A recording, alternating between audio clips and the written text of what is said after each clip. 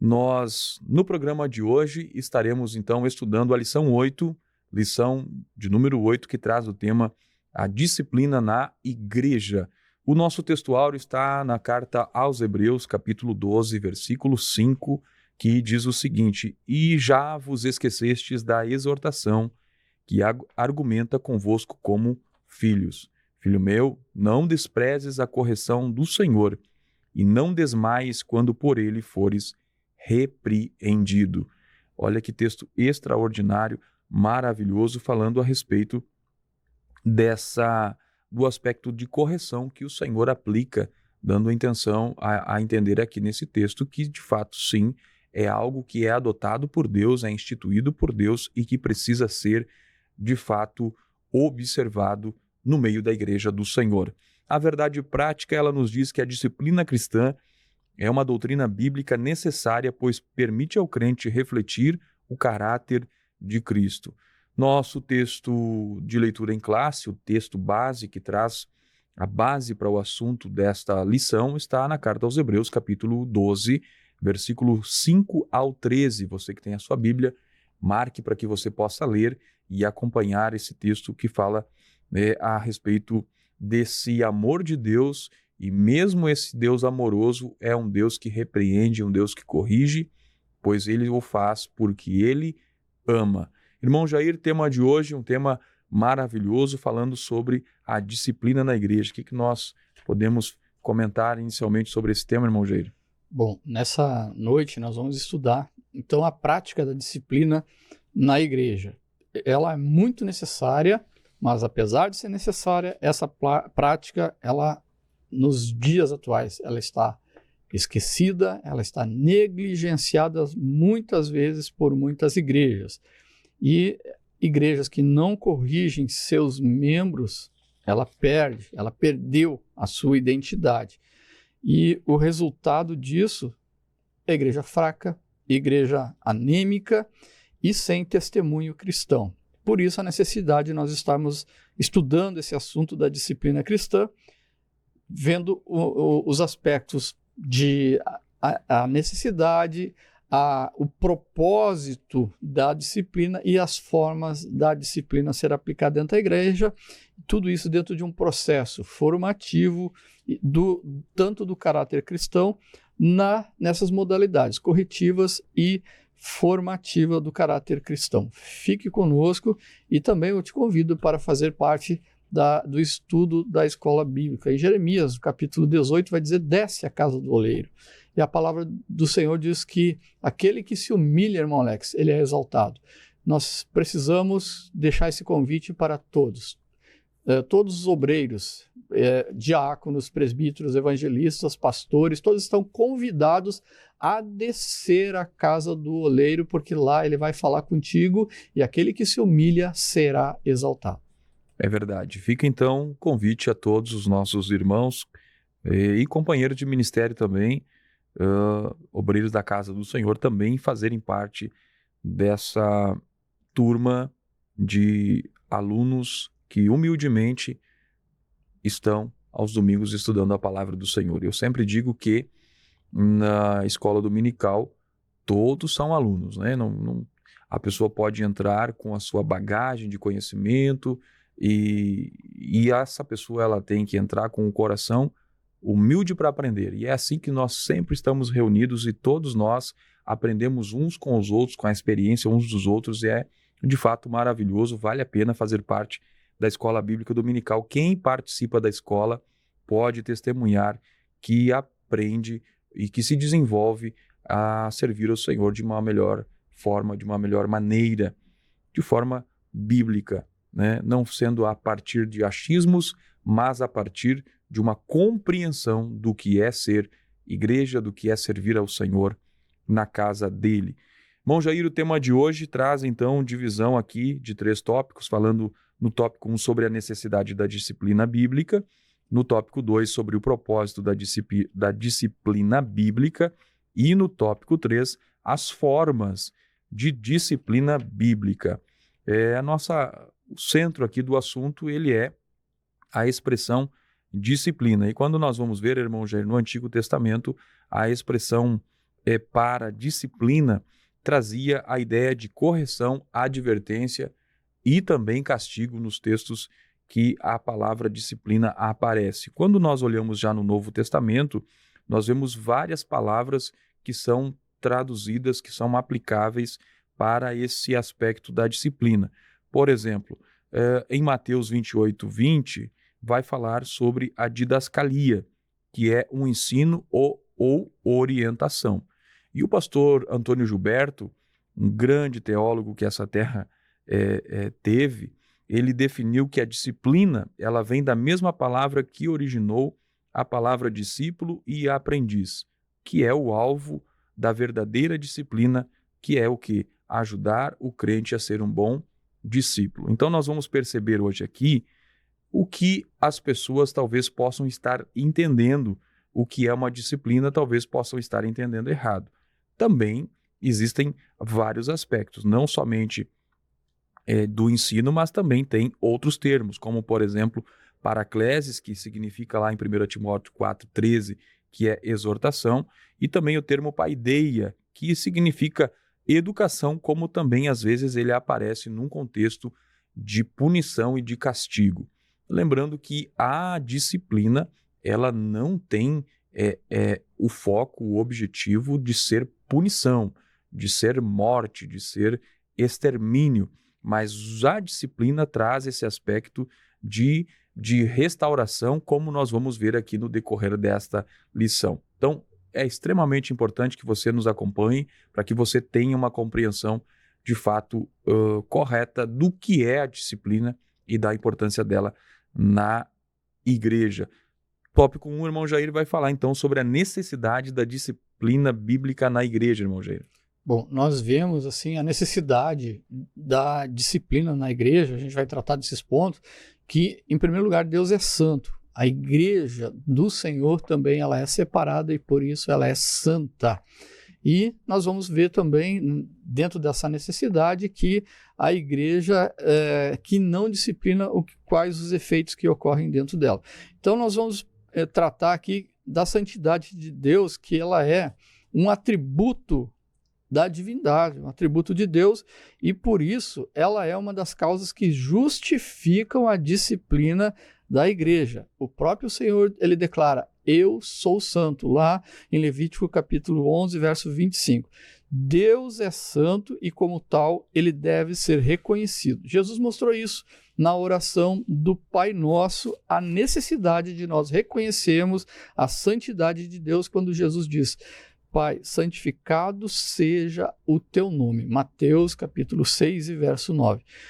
Deus então se faz presente, quando Deus se faz presente, a nossa pecaminosidade, ela se evidencia, ela aparece. Nós vamos ver aqui em Lucas capítulo 5 e verso 8, quando é dito, e vendo isso, Simão Pedro prostou-se aos pés de Jesus, dizendo, ausenta-te de mim, porque sou um homem pecador. E a gente poderia citar também no Antigo Testamento o Isaías, né? Eu sou um homem pecador, habito no meio de um povo de impuros lábios e eu vi o Senhor. Então, na presença de Deus, a nossa pecaminosidade, ela fica evidente.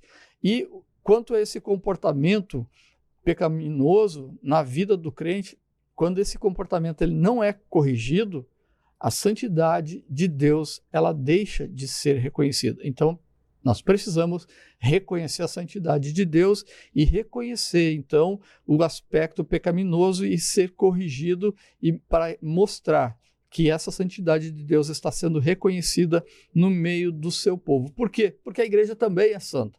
A igreja que vai ser arrebatada, a igreja que o Senhor Jesus Cristo comprou com o preço de sangue, a igreja fiel, verdadeira, essa igreja é santa, ela é pura, ela está pronta para o arrebatamento.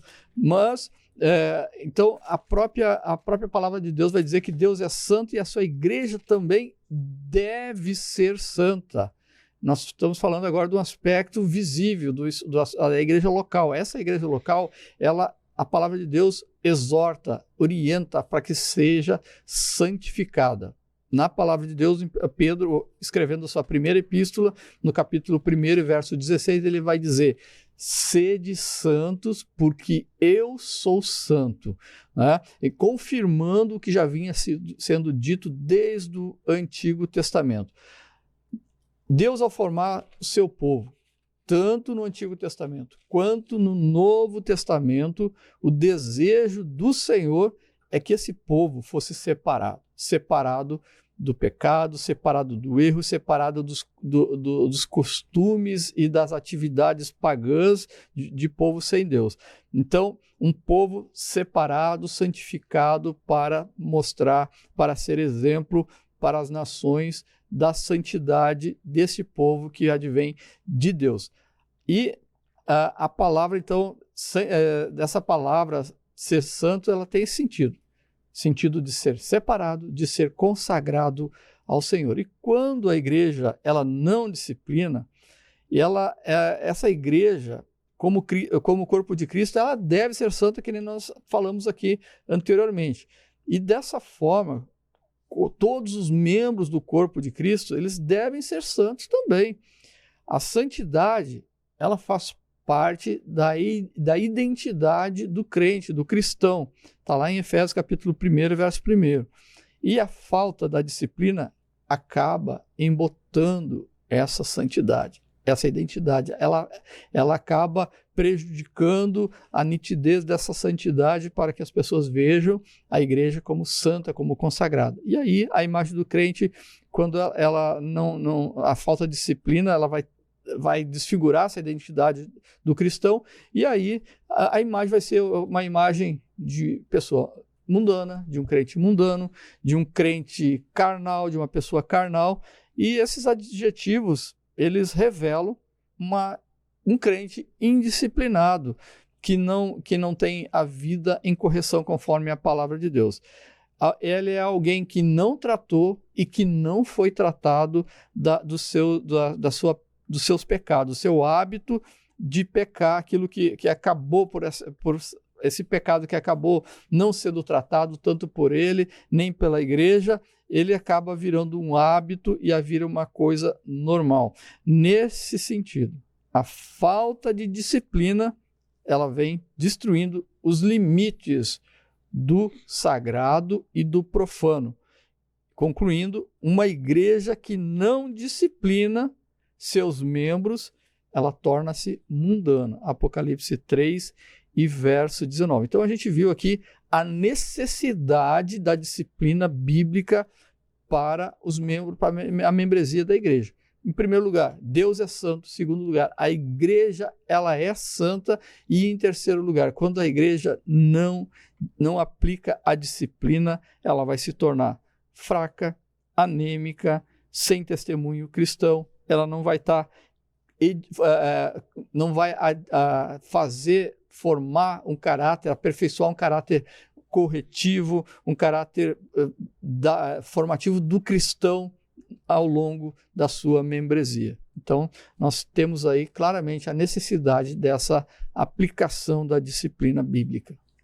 Muito bem, vimos aí então, tópico 1, falando sobre a necessidade da disciplina bíblica, falando então um dos pontos centrais do porquê quem se aproxima de Deus precisa ser disciplinado ou eventualmente deve ser aplicado alguma disciplina, pelo fato de que Deus é santo. E mencionou o nosso querido irmão Jair a instrução de Jesus de como deveria ser a oração feita pelos seus discípulos quando pediram para que o Senhor os ensinasse a orar, e ele começa dizendo: Pai nosso que está no céu, santificado seja o teu nome.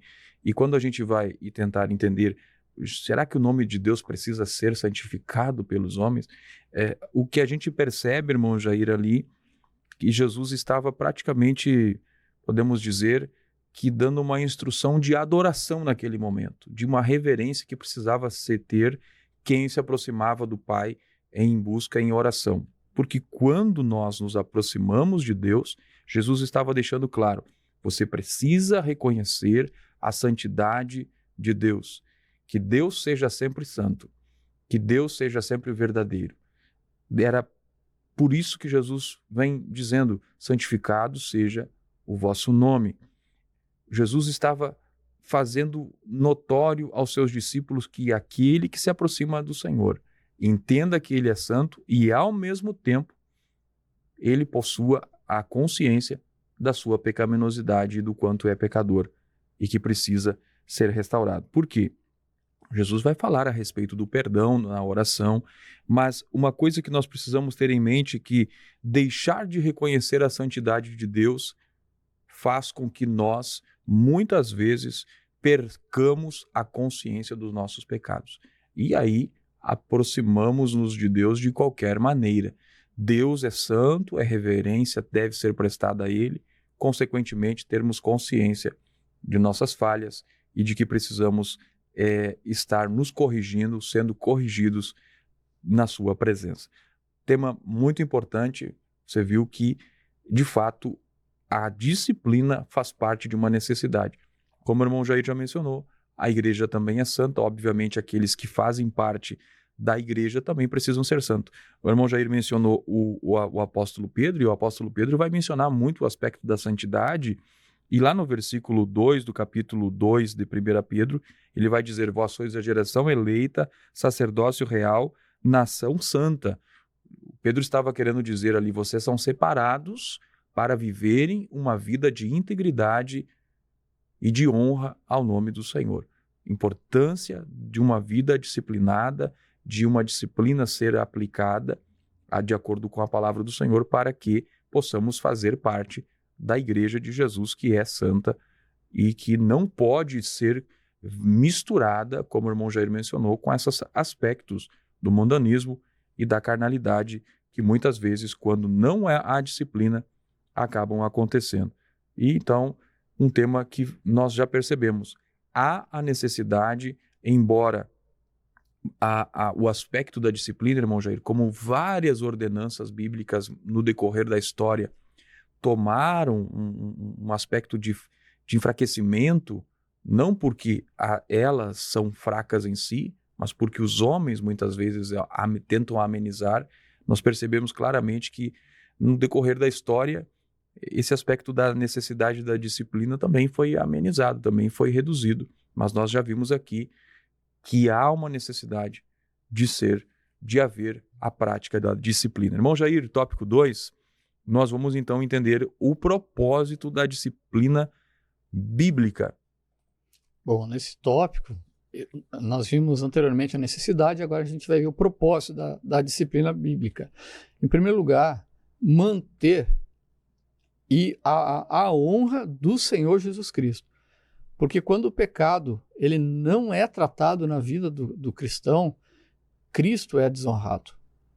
Lá em Romanos capítulo 2, verso 24, vai dizer, o nome de Deus é blasfemado entre os que não são crentes por causa do pecado de vós.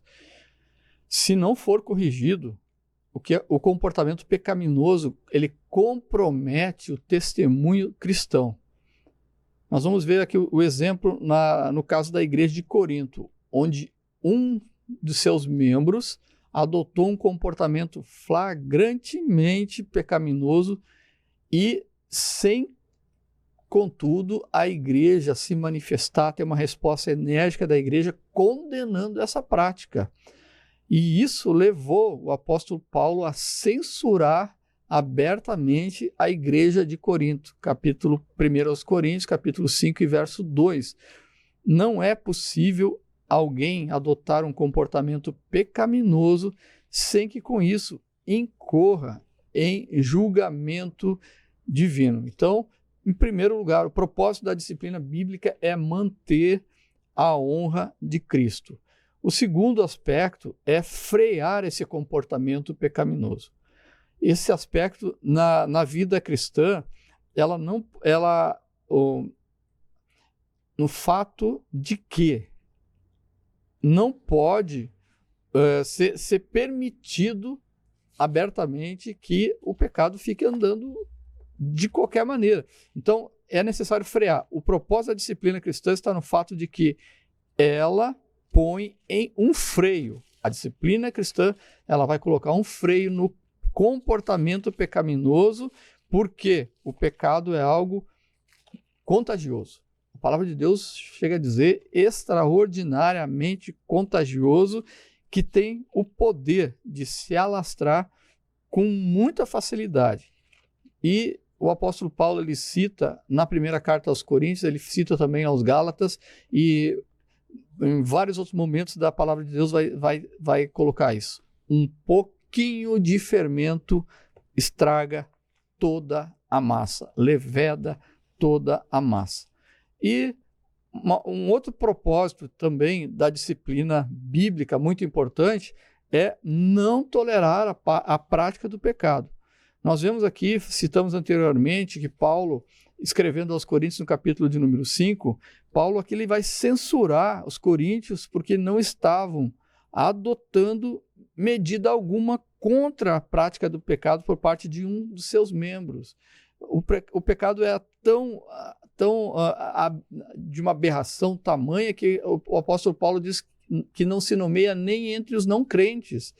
Então, ali na palavra de Deus está registrado, e a consequência desse pecado é que a igreja de Corinto ela estaria sendo enfraquecida, acabaria enfraquecida, pois, colocando para nós assim, qualquer igreja, uma igreja que não pratica a disciplina bíblica, ela fatalmente fracassará na sua missão, na missão de edificar, de ensinar, de evangelizar, enfim, toda a missão que ela tem pela palavra de Deus. Nesse sentido, não se pode tolerar a prática do pecado ou o comportamento pecaminoso, nem na igreja, nem na vida fora dela. Porque lá em Apocalipse capítulo 2 e verso 20, o Senhor Jesus vai estar dizendo: mas tenho contra ti que o tolerares, que Jezabel, mulher que se diz profetiza, ensine e engane os meus servos para que se prostituam e comam dos sacrifícios da idolatria. Muito bem, meus irmãos, vimos então o tópico 2, falando sobre o propósito da disciplina bíblica. O apóstolo Paulo, ele vai falar a respeito, na sua primeira carta aos Coríntios, capítulo 5, versículo 2, onde o irmão Jair mencionou a respeito do problema existente naquela igreja, um problema gravíssimo, do qual Paulo vai advertir a igreja, repreender a liderança da igreja e a igreja pelo fato de eles não estarem tomando atitude de correção. Paulo vai repreendê-los e ele vai fazer a menção no versículo 2 do capítulo 5, dizendo: estais inchados, outras traduções dizem: estais ensoberbecidos, e nem ao menos vos entristecestes por não ter sido dentre vós tirado quem cometeu tal ação. A expressão ali, traduzida por inchado ou ensoberbecido, dentre os significados, dentre eles está o tornar natural. Ou seja, eles achavam natural conviver com aquela prática no meio da igreja. Tornar natural, fazer algo parte da natureza, quando na verdade os próprios ímpios, os próprios pagãos se envergonhavam daqueles atos praticados que estavam acontecendo, inclusive naquela igreja. E Paulo vai fazer uma menção de repreensão a eles pelo fato deles se estarem tornando algo que era natural, quando na verdade eles precisavam estar aplicando a disciplina, a correção. E Paulo vai nesse aspecto, nós vamos ver mais adiante os aspectos do tipo de disciplina. Paulo vai falar com veemência o que eles precisavam fazer naquele momento ali. Então, veja o perigo que está quando uma igreja ou uma liderança torna natural aquilo que a palavra de Deus condena. Quando a igreja ou uma liderança da igreja trata com naturalidade aquilo que a palavra do Senhor condena. Então, vemos aqui claramente o apóstolo Paulo falando: não estejam nesta condição de tornar natural, de se conformar nesse formato de aceitação, mas que eles deveriam tratar de aplicar a disciplina. E Paulo falando, o irmão Jair mencionou a respeito do fermento, no versículo 6, ele vai dizer que não é boa a vossa jactância. E ele vai falar o seguinte: não sabeis que um pouco de fermento faz levedar toda a massa? O irmão Jair mencionou o poder que tem de influência, o poder que tem o pecado. Um pecado não tratado gera outro pecado, e sucessivamente, e sem contar a legalidade que isso vai trazendo para a ação maligna no seio da igreja, ou até mesmo a outras práticas de pecados de graus talvez menores ou maiores, mas o fato é que quando não há tratamento de um pecado no seio da igreja, um pecado que é notoriamente conhecido da congregação, então certamente vai trazer sérias consequências. E nós vemos aqui que a igreja ela não pode tolerar a prática do pecado. E especialmente no século XX, os pesquisadores vão tratar, irmão Jair, estudando a respeito da igreja, que o século XX é o século da liberalidade, onde se trata de forma a minimizar os efeitos ou as ações pecaminosas e relativam tudo o que relaciona-se ao pecado. Então nós vemos aqui claramente o propósito da disciplina é para manter as características daquele que segue a Cristo, porque o cristão é aquele que segue a Cristo, que tem as características de Cristo. Então, claramente, uma disciplina precisa ser aplicada no dia a dia, tanto uma disciplina no modo de viver, como uma disciplina de correção. Uma disciplina no modo de viver é a observância da palavra de Deus.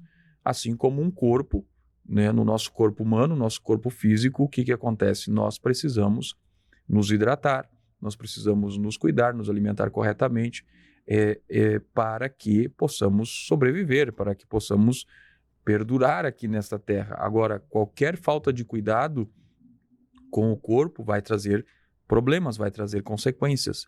Então, é preciso, sim, haver essa disciplina também no corpo de Cristo, na igreja do Senhor. Um texto muito forte, irmão Jair, é o que o irmão mencionou a respeito de Apocalipse 20, quando toleras Jezabel, mostrando que indiferença para com o pecado não é o mesmo que amor divino, embora muitos hoje acham que tolerar o pecado ou tratar de forma branda ou de forma a não repreender, não ser aplicado a disciplina, está demonstrando amor. E nós vamos ver claramente o texto de Hebreus dizendo que o pai, ele corrige o filho que ele ama. Então, uma expressão de amor de Deus é a aplicação da disciplina. Alguma coisa a acrescentar, irmão Jair? O propósito, então, da disciplina bíblica não tolerar a prática do pecado. O irmão Alex falou aqui da normatização. Mesmo existindo nos dias de hoje, existindo lei, sendo legalizado, nem tudo que está na lei ela é ética e amoral, nos padrões bíblicos. Então, nos dias de hoje, nós vemos, não se fala mais no mundo fora da igreja e muitas vezes até dentro da igreja, não é mais fornicação. O pecado mudou o nome, passou a ser intimidade entre pessoas não casadas. O pecado de adultério, que a Bíblia chama de adultério, fora acaba se tornando relacionamento aberto. Aí surgiram os trisais, quadrisais, né? Não são mais casais, são relacionamentos abertos. Então, e com isso, pode ser legal, pode estar na lei, muitos aspectos aqui que a gente não vai falar, mas pode estar na lei, mas não pode entrar numa situação de normatização dentro da igreja. Se o pecado for tolerado e não ser disciplinado, ele acaba sendo normatizado. E aí, lá em Romanos, capítulo 12, vai nos advertir: não vos conformeis com este mundo, mas transformai-vos pela renovação do entendimento.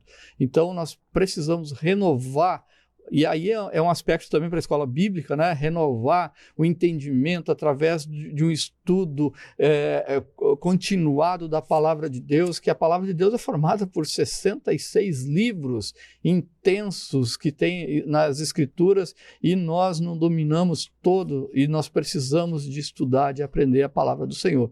Então, essa relativização do pecado, ela não pode se tornar uma normatização, ser normal dentro da igreja do Senhor. O pecado está convivendo. Porque entrou o pecado, ele leveda toda a massa, a igreja fica anêmica, a igreja não tem poder, a igreja fica aparente e pode até desaparecer, fracassada, e pode até desaparecer. É verdade. Quando nós já estudamos em lição anterior a respeito da missão da igreja como uma igreja discipuladora. E quando nós vamos ver o aspecto da disciplina, ela trata de um discipulado que a igreja precisa manter, porque a igreja ela é formada de pessoas que se converteram ao evangelho, mas precisam ser instruídas na palavra do Senhor, precisam ser conduzidas para praticarem aquilo que a Bíblia Sagrada nos ensina a praticar. E, eventualmente, vão haver falhas dessas pessoas que compõem a igreja. Nós podemos falhar e, consequentemente, a igreja precisa desenvolver esse aspecto de discipular. E aí, o discipulado compreende também a correção, compreende também a necessidade de aplicar a correção, aplicar um ensino específico, aplicar uma ajuda, porque quando nós vamos observar a expressão que no Novo Testamento também é aplicada para a questão da disciplina, é paraclesis, que é exortação ou andar ao lado. Uma disciplina, a igreja como uma igreja discipuladora que aplica a disciplina, ela está andando ao lado daquele que precisou ou que precisa dessa disciplina. Então, o ensino e a disciplina, elas não podem ser separadas. Não existe uma disciplina sem fundamentação na palavra do Senhor. Existe uma necessidade clara de que aquele que vai viver, passar pela disciplina, ele vai, obviamente, também ter que ser instruído na palavra do Senhor. Irmão Jair, estamos indo para a reta final do nosso programa e nós vamos falar agora no tópico 3 sobre as formas de disciplina bíblica. O que nós podemos comentar sobre esse assunto, irmão Jair? No terceiro tópico aqui, né, já complementando esse apanhado sobre a disciplina bíblica, a gente viu as necessidades da disciplina e depois a gente viu o propósito da disciplina bíblica. E agora a gente vai então para ver as formas dessa disciplina bíblica. E ela vai se apresentar de 3 formas. Uma forma corretiva, um modo corretivo da aplicação dessa disciplina, um modo de restauração e um modo de exclusão, que já é o extremo, a parte mais difícil, talvez a mais cirúrgica, porque vai excluir do corpo de Cristo um membro. É cirúrgico porque vai tirar, não vai fazer mais parte, esse membro vai ser cortado do corpo de Cristo. Então a gente vai estar vendo esses aspectos. Então primeiro a gente vai ver o aspecto da disciplina aplicada como modo de correção. As Escrituras então elas mostram constantemente a necessidade de sermos corrigidos. A correção, ela contribui para o crescimento, para a formação, para o aperfeiçoamento do caráter cristão. Em Hebreus capítulo 12, aqui que está na nossa leitura bíblica em classe, no versículo 7, ela traz a informação qual filho há em que o pai não corrija. E o pai corrige aquele porque ama. Todos os crentes, em alguma forma, tiveram a necessidade de ser corrigidos em algum momento. Muitas vezes essa correção ela vem através da palavra e a pessoa ela aplica a si uma autodisciplina, mas muitas vezes ela está cegada, ela não enxerga o erro e precisa alguém então dizer, olha, isso é errado, vigia nisso, abre teu olho em relação a isso que você está cometendo, a isso que você está fazendo. Então, se alguém não é corrigido quando erra, segundo a Bíblia, ele se torna um bastardo e não é um filho de Deus. Pedro, vamos ver aqui o exemplo de Pedro, por exemplo, teve que ser corrigido por Paulo quando adotou uma atitude visivelmente errada em relação aos gentios. Esse episódio acontece no capítulo 3 do livro de Gálatas, capítulo 2, perdão, do livro de Gálatas, em que na igreja de Antioquia, lá já saíram de Jerusalém, Samaria, foram adiante até Antioquia, Paulo e Barnabé, eles receberam lá uma comitiva de Jerusalém e foi primeiro Pedro. E Pedro, ali, enquanto ele estava sozinho, ele participava da mesa juntamente com os gentios, os crentes não de origem judaica, e quando chega, então, a comitiva de Jerusalém, com Tiago e todos os demais que vieram com Tiago, irmão do Senhor, e chegaram lá de Jerusalém, a atitude de Pedro foi se separar daqueles crentes não judeus. E aí teve uma atitude que chamou a atenção de Paulo, e Paulo repreendeu na cara. Ele fala abertamente assim, Gálatas 2 vai dizer, repreendi na cara, porque Pedro foi repreensível. E também a Barnabé e muitos outros que estavam juntos estavam também se separando dos judeus, dos gentios. E aí então houve aqui uma correção e Paulo diz, olha, esse evangelho que vocês estão deturpando o evangelho do Senhor Jesus Cristo, querendo tirar a liberdade daqueles que foram libertos pelo Senhor Jesus Cristo. Então, quando o crente ele comete alguma falta e não é corrigido, a tendência é que isso se torne um comportamento, se torne normal. A pessoa nem percebe mais que está cometendo esse pecado. E esse comportamento, então, errado, ele passa a ser reforçado. E o objetivo, o alvo da disciplina é levar essa pessoa que pecou, ou vive na prática do pecado, levar ele à restauração, à reconciliação. E aí nós vamos, então, para a próxima etapa, que é a próxima forma de aplicar a disciplina, que é a forma de restauração, como forma de restauração. E aqui significa encaminhar, restaurar. O comentarista aqui usa o Mateus 4,21 para se referir a reparos, remendos que são feitos nas redes de pescas. E o sentido, portanto, ele vem fazer com que a pessoa atingida pelo pecado, ela seja restaurada ao seu anterior estado de bem-estar com Deus, utilizando essa comparação. Da mesma forma que a rede é restaurada e depois ela volta a ser utilizada para pescar, para tirar peixe, da mesma forma a pessoa ela precisa ser restaurada, ter a mesma comunhão que ela tinha anteriormente com Deus, esse estado de bem-estar com Deus.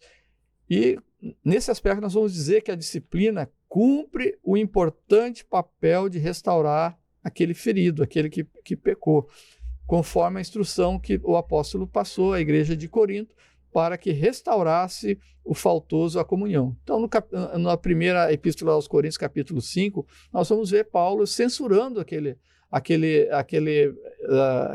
pecado tolerado pela igreja. Mas já agora, no capítulo 2 da segunda epístola aos Coríntios, Paulo ele determina que seja restaurado o faltoso, porque ele já cumpriu o propósito da disciplina, que é cessar o pecado, né? Nós vimos aqui, o pecado, não tolerar a prática do pecado, trazer a honra do Senhor Jesus Cristo e refrear esse comportamento pecaminoso. Nós vamos ver também a parte mais dramática da disciplina, que é a forma de exclusão. E ela é um tipo de disciplina conhecida como cirúrgica, porque a igreja ela é formada, ela é o corpo de Cristo. E quando um membro peca e ele precisa ser retirado da comunhão, é como uma cirurgia tirando, então, esse membro do corpo. E o apóstolo Paulo, ele recomenda, tirai, pois, dentre vós a esse iníquo. Tirar quem de entre? Aquele que foi repreendido, mas ele não aceitou a repreensão, ele não aceitou, e aí ele é retirado do corpo de Cristo. E a palavra de Deus, o próprio Senhor Jesus Cristo, ele recomenda em Mateus 18 e versículo 18, ele vai dizer que tudo aquilo que for ligado na terra será ligado no céu. Ou seja, a inclusão de uma pessoa no corpo de Cristo, na igreja, ela vai ser concordada com a igreja e vai ser concordada no céu. A mesma coisa aqui, aquilo que for desligado na terra será também desligado no céu. Então, nesse sentido, há um desligamento e não apenas um afastamento da comunhão com a igreja. Assim, o indivíduo pecaminoso, pecador, que não aceitou a disciplina, ele perde a condição de membro por esse desligamento. E ele passa, então, conforme o Senhor Jesus Cristo diz, ele passa na condição a ser considerado como um não crente, como um gentio, como um publicano, que está lá em Mateus 18 e 17. Esse desligamento, então, ele corta o vínculo da comunhão entre a igreja e aquele membro. Não há, portanto, mais vínculo entre o crente excluído por esse processo disciplinar e a igreja do qual fazia parte. Com isso, nós vemos que a disciplina faz com que a pessoa atingida pelo pecado seja restaurada ao seu anterior estado de bem-estar com Deus. Então, nós vemos agora as formas da disciplina, a forma de correção, de restauração e a mais incisiva de todas, que é a exclusão, e do qual pode ter certeza, nenhuma igreja fica feliz em ter que realizar esse ato, mas às vezes o remédio ele é amargo, mas ele é necessário e ele cura. Muito bem, meus irmãos, vimos então aí o tópico 3 falando sobre as formas de disciplina bíblica, disciplina de modo de correção, também disciplina como restauração e também como de exclusão. Talvez uma que cause mais impacto aí seja de fato a exclusão, mas vimos claramente Jesus falando a respeito dessa condição daquele que não quer ser corrigido, ele terá então de ser desligado. O pastor Antônio Gilberto, comentando sobre isso, ele dizia que aquilo que a igreja faz não é diferente daquilo que o Senhor já tinha feito, porque aquele que rejeita o Senhor, ele de fato vai ser rejeitado também, né? E existe um texto de Isaías que vai falar sobre aqueles que rejeitaram a Deus, o povo de Israel rejeitou a Deus, eu não me lembro o texto agora, que o Senhor tornou-se inimigo deles. Então, a rejeição continuada a Deus fará, consequentemente, de que esse também seja rejeitado por Deus. E, consequentemente, a igreja tem o papel de fazer esse desligamento, desligar este da comunhão que não quer ser corrigido. Então, é uma coisa que, de fato, é muito importante, essas formas de disciplina que precisam haver na igreja do Senhor. Uma igreja bíblica, ela aplica disciplina porque faz com que a pessoa que foi afetada pelo pecado, caiu, transgrediu, ela possa ser restaurada ao seu estado de comunhão, de relacionamento com Deus. Esse é o propósito da disciplina. Meus queridos irmãos, chegamos então, irmão Jair, ao final do nosso programa. O que nós podemos acrescentar? Irmão Alex, eu gostaria de ver assim, a disciplina, a forma de disciplina no modo de correção, corretivo, ele é aplicado pela palavra de Deus. Ele é aplicado através do ensino da palavra de Deus. Por isso a nossa ênfase em te convidar para estudar a palavra de Deus na escola bíblica. Então faça parte conosco. Muito bem. Então vimos aí essa necessidade da disciplina da correção, né?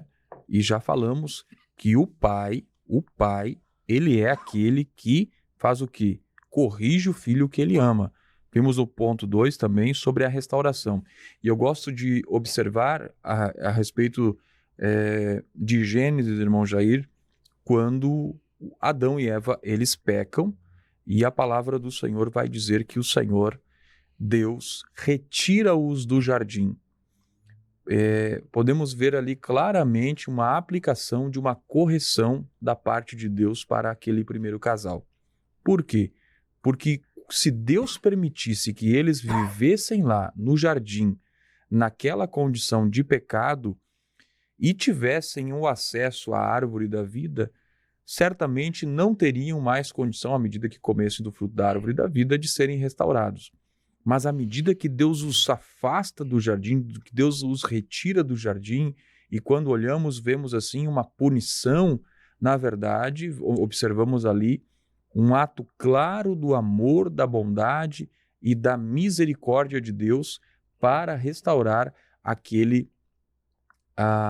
restaurar a humanidade que descenderia deles, que nasceriam em pecado e que precisariam de uma restauração. Porque a Bíblia diz que o salário do pecado é a morte. Tendo em vista de que se eles tivessem acesso à árvore da vida e vivessem uma imortalidade no pecado, consequentemente não poderiam também ser restaurados pela morte vicária, redentora de Jesus na cruz do Calvário. O que podemos acrescentar ainda, irmão Jair, a respeito? Bom, nós podemos ver também que a forma de restauração da disciplina, ele vai estabelecer o retorno da vida anterior, da vida em que a pessoa, como foi dado o exemplo aqui, a rede, ela foi restaurada, ela foi consertada e ela pôde ser utilizada para a pescaria de novo. Então, a restauração vai fazer com que a pessoa que esteve nessa prática do pecado, ela retorne a ter essa comunhão com Deus e com a igreja do Senhor. E a exclusão, ela é realmente, digamos, a última necessidade para a aplicação da disciplina. Então, sempre procuramos aplicar de forma corretiva, através do ensino da palavra, através da pregação da palavra de Deus, pregação correta, pregação dos assuntos bíblicos, uma pregação expositiva da palavra de Deus, sempre vai trazer edificação para a igreja. E claro, louvores abençoados, louvores que trazem mensagens bíblicas, eles também vão edificar a vida da igreja. Muito bem, meus irmãos, vimos então na lição de hoje a respeito então da disciplina na igreja. Vimos que a disciplina cristã, ela é uma doutrina bíblica necessária, pois permite o crente refletir o caráter de Cristo na sua vida. Meus irmãos, obrigado pela sua companhia. Chegamos então ao final de mais um programa. Deus abençoe você. Um ótimo final de semana. Fiquem todos na paz do Senhor.